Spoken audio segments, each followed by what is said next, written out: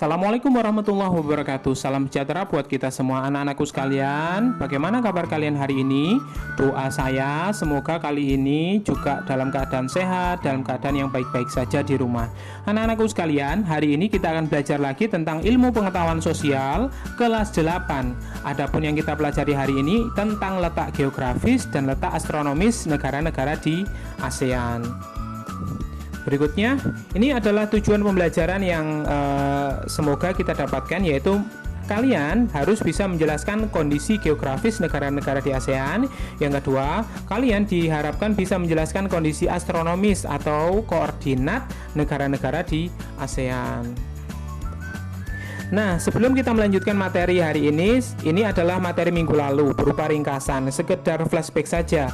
Yang pertama adalah ASEAN, yaitu Association of Southeast Asian Nation, dibentuk tanggal 8 Agustus 1967. Penandatangan Piagam Bangkok, piagam yang digunakan untuk mendirikan ASEAN. Ada 5 orang, ada Malik, Tun Abdul Razak, S. Rajaratnam, Narcisco Ramos, Tanat Koman. Sementara negara anggotanya ada 10, yaitu Indonesia, Malaysia, Singapura, Thailand, Filipina, Brunei Darussalam, Vietnam, Laos, Myanmar, dan Kamboja. Ini disertai dengan tanggal bergabungnya. Sementara latar belakang berdirinya ASEAN ada 2, yaitu karena adanya perbedaan dan juga karena adanya persamaan. Adapun perbedaan antara lain biasanya berwujud sengketa teritorial atau perebutan wilayah di Asia Tenggara. Kemudian ada perang Vietnam melibatkan blok barat dan blok timur, yaitu Amerika Serikat dan Uni Soviet. Itu adalah ancaman. Kemudian ada ancaman ajaran komunisme dari Cina, yaitu pimpinan dari Mao Zedong 1949. Terpecahnya negara-negara Asia Tenggara akibat kolonialisme atau penjajahan yang berdampak bermunculan beragam ideologi. Ini mengkhawatirkan, takutnya saling jajah nanti ya. Berikutnya, karena persamaan, ternyata latar belakang berdirinya ASEAN juga karena persamaan antara negara ASEAN, yaitu persamaan geografis, yaitu letaknya sama-sama di negara Asia Tenggara. Persamaan nasib, sesama bekas jajahan kecuali negara Thailand. Jadi semua negara di ASEAN atau di Asia Tenggara itu sudah pernah dijajah kecuali Thailand. Kemudian persamaan budaya karena sama-sama keturunan dari ras Malayan Mongoloid yang mempengaruhi warna kulit, kebiasaan, makanan pokok, dan juga adanya adat istiadat.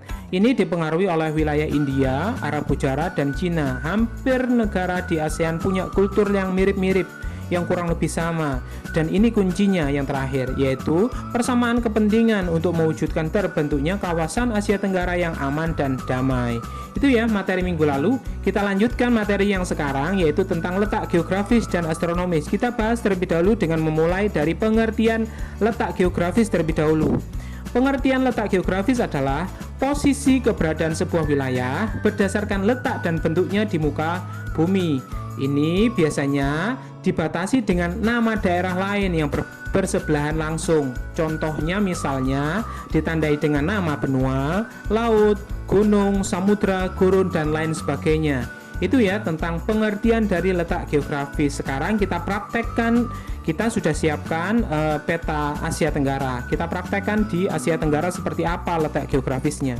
Ini ya, contoh letak geografis ASEAN. Ternyata ASEAN terletak di antara 2 benua, yaitu benua Asia di barat laut, ini Asia di barat laut, kemudian benua Australia di bagian tenggara, ini bagian tenggara ada benua Australia. Ternyata ASEAN juga terletak di antara 2 samudra, yaitu Samudra Pasifik di timur laut, di sini Pasifik timur laut, kemudian Samudra Hindia di barat daya, Samudra Hindia di barat daya ada di sini. Kemudian selain merujuk pada letaknya, ternyata letak geografis diwujudkan juga dalam bentuk luasan. Luasan ASEAN ternyata untuk lautannya kurang lebih 5 juta kilometer persegi. Sementara luas daratannya hanya 4,8 juta kilometer persegi, yang artinya luas lautan di ASEAN lebih luas jika dibandingkan dengan luas daratannya. Itu ya cara melihat letak geografis di negara ASEAN. Nah, kita lanjutkan berikutnya. Kita akan belajar tentang bentuk geografis di negara-negara ASEAN. Saya membaginya menjadi 4 karakteristik bentuk geografis di ASEAN. Yang pertama yaitu compact, yang kedua fragmented, yang ketiga elongated, yang keempat protruded. Kita akan membahas satu-satu disertai dengan contohnya. Kita langsung praktekkan. Yang pertama yaitu compact. Apa itu compact? Yaitu bentuk negara yang bentuknya hampir seperti lingkaran. Contohnya seperti negara Kamboja ini. Simple sekali. Dia tidak ada bentuk memanjang dan tidak ada bentuk kepulauan. Bentuknya hanya seperti ini. Ini berarti dia masuk kriteria negara yang berbentuk compact. Negara Kamboja. Kita lanjutkan berikutnya. Yang kedua adalah fragmented. Apa itu fragmented? Yaitu bentuk kepulauan. Jadi negaranya berbentuk kepulauan seperti Indonesia. Selain Indonesia, ternyata ada juga negara di Asia Tenggara yang punya bentuk fragmented, yaitu Filipina. Itu juga sama bentuknya, kepulauan, fragmented. Kita lanjutkan yang ketiga, yaitu elongated. Elongated yaitu bentuk memanjang, contohnya Vietnam. Kalian bisa lihat ini bentuknya memanjang Vietnam. Elongated kalau saya biasanya untuk mengingatnya bagian tengahnya ada tulisan long atau memanjang. Elongated berarti negara dengan bentuk memanjang. Ini agar lebih mudah kalian untuk mengingatnya.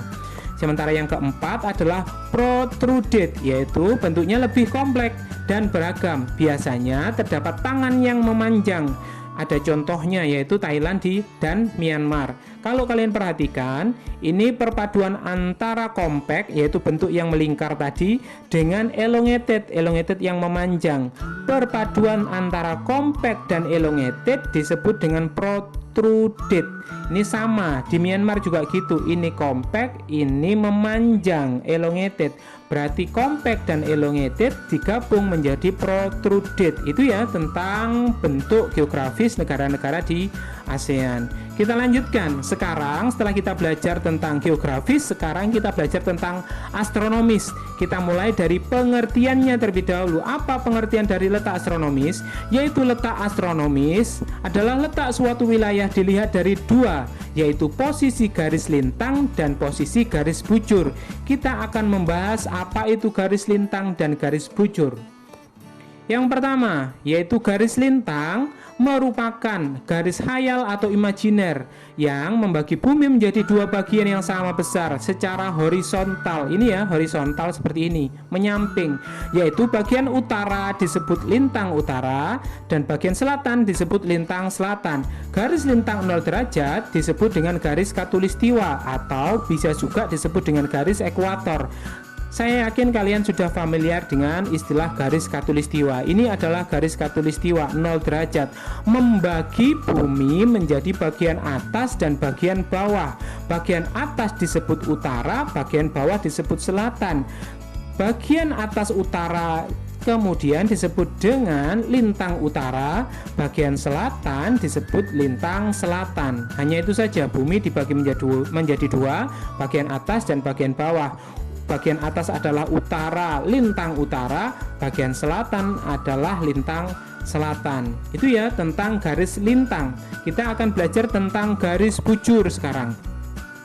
Apa itu garis bujur? Yaitu garis khayal atau imajiner yang menghubungkan kutub utara dan kutub selatan bumi secara vertikal dari atas ke bawah atau sebaliknya, dan membagi bumi menjadi dua bagian besar, yaitu belahan bumi bagian barat biasa disebut dengan bujur barat dan bagian timur disebut dengan bujur timur. Jadi bumi dibagi menjadi dua, bagian barat dan bagian timur. Itu kenapa ada istilah negara barat seperti Amerika, karena dia letaknya, negaranya ada di bumi bagian barat. Sementara Asia Tenggara termasuk Indonesia menjadi negara yang letaknya ada di bumi bagian timur. Pembagian ini karena adanya garis bujur. Nah, sekarang kalian ngerti ya kenapa kita disebut sebagai negara dengan adat timur, sementara ini adat barat, karena ini letaknya ada di barat dan ini letaknya ada di timur. Dibagi menjadi dua, pembaginya disebut garis bujur atau longitude, atau ada juga yang menyebut dengan meridian utama, sama saja. Itu ya garis bujur. Kita lanjutkan sekarang.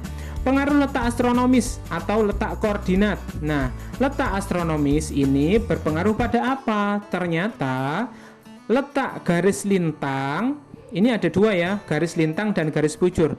Garis lintang itu ternyata mempengaruhi iklim. Salah satu fungsi garis lintang adalah untuk menentukan pembagian iklim di bumi yang dilakukan dengan dasar pada banyak atau sedikitnya sinar matahari. Dalam kurun waktu setahun, matahari dapat mengalami 4 macam kedudukan terhadap permukaan bumi. Inilah yang menyebabkan 4 pembagian iklim di bumi.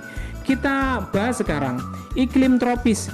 Kalau kalian paham, pasti garis lintang itu identik dengan istilah garis khatulistiwa. Ini ya, garis lintang adalah garis khatulistiwa yang bagian tengah ini adalah sekaligus garis yang dilintasi oleh edar matahari di sini. Jadi intensitas cahaya matahari di bagian hijau ini sangat banyak. Itu kenapa disebut dengan iklim tropis. Kemudian ke atas menjadi yang warna orange ini, atau ke bawah juga warna orange. Semakin ke atas maka intensitas cahayanya akan semakin berkurang. Ini intensitas cahayanya berkurang untuk wilayah bagian 23,5 derajat lintang utara atau 23,5 derajat lintang selatan ini disebut dengan iklim subtropis. Semakin ke atas lagi, warna biru, ini juga warna biru, masuk pada derajat 35 derajat lintang utara atau 35 derajat lintang selatan. Warna biru ini disebut dengan iklim sedang. Ini intensitas cahayanya semakin berkurang karena mataharinya lewat sini. Kemudian yang terakhir adalah iklim dingin. Ini masuk ke 66,5 derajat lintang utara dan 66,5 derajat lintang selatan. Ini bagian ujung bagian atas disebut kutub utara, sementara di bagian bawah disebut kutub selatan. Iklimnya gimana ya? Pasti dingin karena intensitas cahayanya paling kecil, dia paling jauh dengan garis lintang khatulistiwa. Ini ya, garis lintang khatulistiwa atau 0 derajat. Itu ya. Jadi letak garis lintang mempengaruhi 4 iklim ini yang ada di bumi. Kemudian kita lanjutkan bagaimana dengan garis bujur. Dia berpengaruh terhadap apa? Garis bujur merupakan garis yang dijadikan sebagai dasar penentuan pembagian waktu di seluruh bumi. Setiap jarak 15 derajat ke arah bujur timur maupun bujur barat akan menunjukkan selisih waktu sebanyak 1 jam. Jadi setiap 15 derajat garis bujur itu bergeser baik ke barat maupun ke timur, itu akan selisih 1 jam. Lalu asalnya dari mana 15 derajat? Gampang saja, bumi kan bulat. Saat dia berputar berarti dia akan berputar 360 derajat. Sementara untuk berputar 360 derajat, bumi membutuhkan waktu 24 jam. Saya ulangi, berputar 360 derajatnya bumi membutuhkan waktu 24 jam. Ya tinggal membagi saja 360 derajat dibagi waktu, yaitu 24 jam. Hasilnya adalah 15 derajat. Otomatis itu akan berpengaruh pada perbedaan waktu. Setiap bergesernya garis bujur sebanyak 15 derajat seperti ini akan menjadi selisih waktu 1 jam. Contohnya ini ada di Indonesia. Kita memiliki 3 perbedaan waktu, yaitu waktu Indonesia Timur, waktu Indonesia Tengah, dan waktu Indonesia Barat. Ini mempunyai selisih 15 derajat. Itu ya, garis bujur berpengaruh terhadap pembagian waktu. Kita lanjutkan sekarang letak geografis dan letak astronomis negara di ASEAN. Ini ya, letak geografisnya di negara ASEAN. Kita mulai dengan letak astronomisnya terlebih dahulu. ASEAN ternyata terletak di 28 derajat lintang utara dan 11 derajat lintang selatan. Ini lintang utaranya 20 derajat lintang utara. Sementara ini 11 derajat lintang selatan ada di bagian bawah selatan. Kenapa satuannya berbeda? Karena dia melewati garis khatulistiwa. Garis khatulistiwa ada di sini. Di bagian utara garis khatulistiwa disebut lintang utara.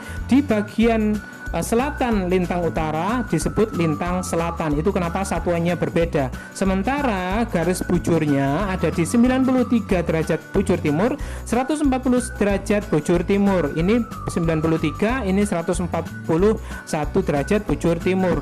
Kenapa satuannya sama? Karena semua wilayah di Asia Tenggara terletak di bumi bagian timur. Itu kenapa bujurnya mempunyai satuan yang sama, yaitu bujur timur. Kemudian dilanjutkan pada letak geografisnya. Ini ya, letak geografis.